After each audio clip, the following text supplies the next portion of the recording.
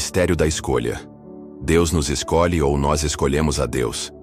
Você já parou para pensar? Afinal, quem escolhe quem? É Deus que nos escolhe antes da fundação do mundo? Ou somos nós que escolhemos servir a Ele? Esse é um dos maiores mistérios da fé cristã, a soberania divina e o livre-arbítrio humano. Hoje, vamos mergulhar nesse paradoxo e descobrir o que grandes homens e mulheres de Deus disseram sobre esse assunto. Mas antes de começar, deixe seu like e se inscreva no nosso canal. A primeira visão. Deus nos escolheu. A soberania divina e a eleição. Esta visão enfatiza que a iniciativa da salvação e do serviço a Deus parte inteiramente dele. O ser humano não poderia escolher a Deus por conta própria, pois está espiritualmente incapacitado. Na Torá e no Tanakh, Antigo Testamento, a escolha de um povo, o conceito de escolha, eleição, é central na identidade de Israel. Deus não escolheu Israel porque era a nação mais numerosa ou poderosa, mas por um ato soberano de amor e fidelidade a uma promessa feita a Abraão. Deuteronômio 7, 6, 8. Porque tu és povo santo ao Senhor teu Deus. O Senhor teu Deus te escolheu, para que lhe fosses o seu povo próprio, de todos os povos que há sobre a terra. Não vos teve o Senhor afeição, nem vos escolheu, porque fosseis mais numerosos do que qualquer povo, pois éreis o menor de todos os povos, mas porque o Senhor vos amava, e para guardar o juramento que fizera a vossos pais. A escolha de indivíduos. Deus chama indivíduos específicos para propósitos específicos, muitas vezes antes mesmo de nascerem ou demonstrarem qualquer mérito. Jeremias 1:5. Antes que eu te formasse no ventre, eu te conheci, e antes que saísses da madre, te santifiquei, e às nações te dei por profeta. Isaías 49:1. O Senhor me chamou desde o ventre, desde as entranhas de minha mãe, fez menção do meu nome. A escolha de Jacó em detrimento de Esaú, antes ainda que tivessem nascido ou tivessem feito bem ou mal. Romanos 9, 11, citando Gênesis 25. No Novo Testamento, esta doutrina é expandida e aprofundada, especialmente nos escritos do apóstolo Paulo. Escolhidos antes da fundação do mundo.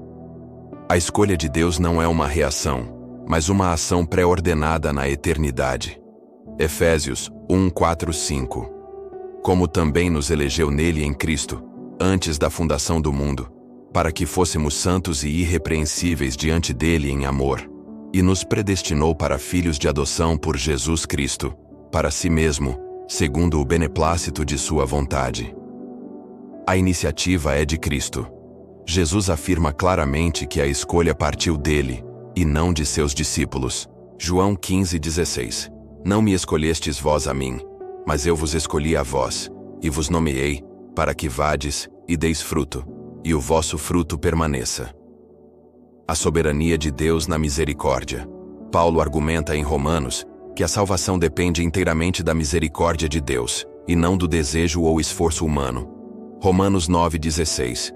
Assim, pois, isto não depende do que quer, nem do que corre, mas de Deus, que se compadece.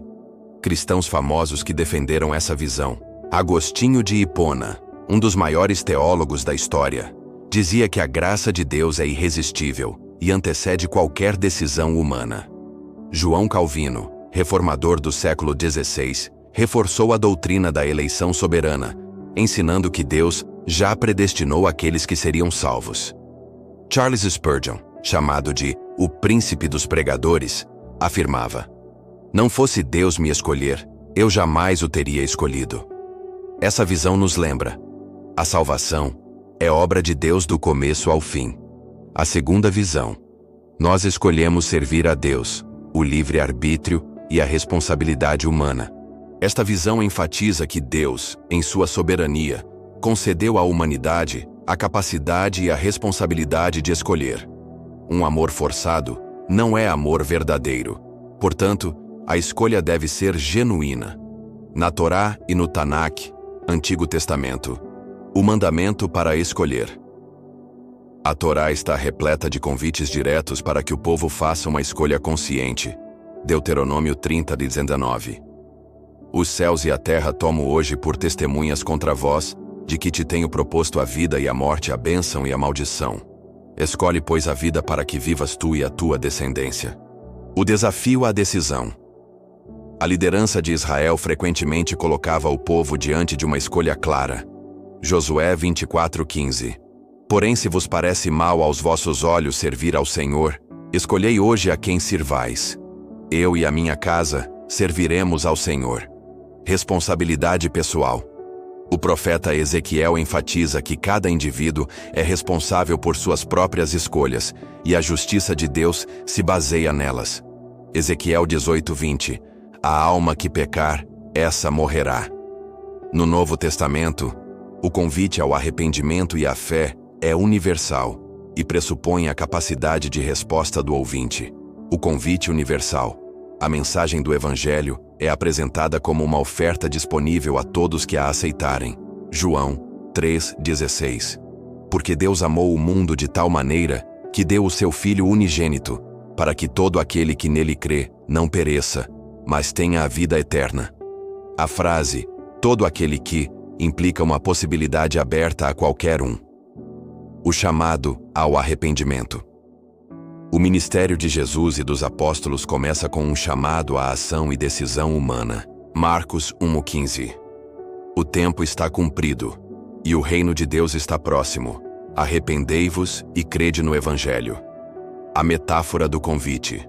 Jesus se coloca como alguém que oferece uma oportunidade que pode ser aceita ou rejeitada. Apocalipse 3:20. Eis que estou à porta e bato. Se alguém ouvir a minha voz e abrir a porta, entrarei em sua casa, e com ele cearei, e ele comigo. Cristãos famosos que defenderam essa visão. Jacó Armínio, teólogo holandês que se opôs ao determinismo de Calvino, defendendo que o homem pode resistir à graça e escolher crer. John Wesley, fundador do metodismo, pregava que a graça de Deus é oferecida a todos, mas cada pessoa deve aceitá-la. Billy Graham, talvez o maior evangelista do século XX, sempre conclamava suas multidões. A decisão é sua. Hoje é o dia da salvação. Essa visão ressalta que Deus convida, mas nós precisamos responder. A perspectiva da tradição oral judaica. O pensamento judaico, especialmente o rabínico, coloca uma ênfase imensa no livre-arbítrio, conhecido em hebraico como Bechira Shofshit, Bihira Gapshait. O paradoxo de Maimônides, o grande sábio medieval. Maimônides, o Rambam, articulou o paradoxo clássico do pensamento judaico. Tudo está previsto, mas a liberdade de escolha é concedida. Pirkei Avot 3:15. Para ele, a onisciência de Deus, ele sabe qual será a nossa escolha. Não anula a nossa liberdade de fazer essa escolha. Yetzer HaTov e Yetzer HaRa. A tradição oral fala de duas inclinações dentro de cada ser humano. A inclinação para o bem, Yetzer HaTov, e a inclinação para o mal, Yetzer HaRa. A vida é uma luta constante onde a pessoa deve ativamente escolher seguir a inclinação para o bem, guiada pela Torá. Parceria com Deus. O judaísmo vê a relação com Deus como uma parceria. Shutafut. Deus criou o mundo, mas cabe à humanidade, através de suas escolhas e ações, mitzvot, ajudar a consertar o mundo, tikkun olam. Isso exige uma participação humana ativa e livre. Um paradoxo divino. Então, qual é a resposta? A literatura bíblica e a tradição judaica sustentam ambas as verdades simultaneamente, em um paradoxo que reflete a natureza de um Deus infinito interagindo com a humanidade finita. Podemos sintetizar da seguinte forma: Deus é 100% soberano em sua escolha, e o ser humano é 100% responsável por sua escolha. É como dois trilhos de um trem. Parecem paralelos e que nunca se encontrarão, mas ambos são necessários para que o trem, o plano de Deus, chegue ao seu destino.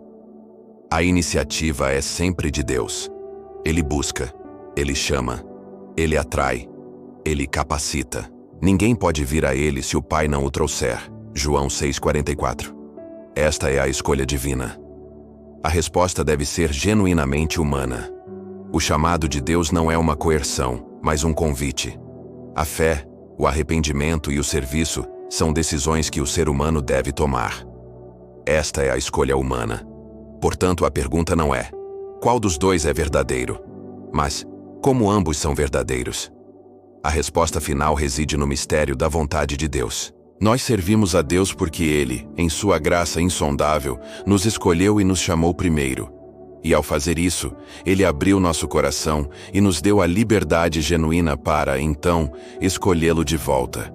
É uma dança divina iniciada por Ele, na qual somos convidados a participar livremente. Se você tem gostado do conteúdo do nosso canal, curta esse vídeo e se inscreva no canal.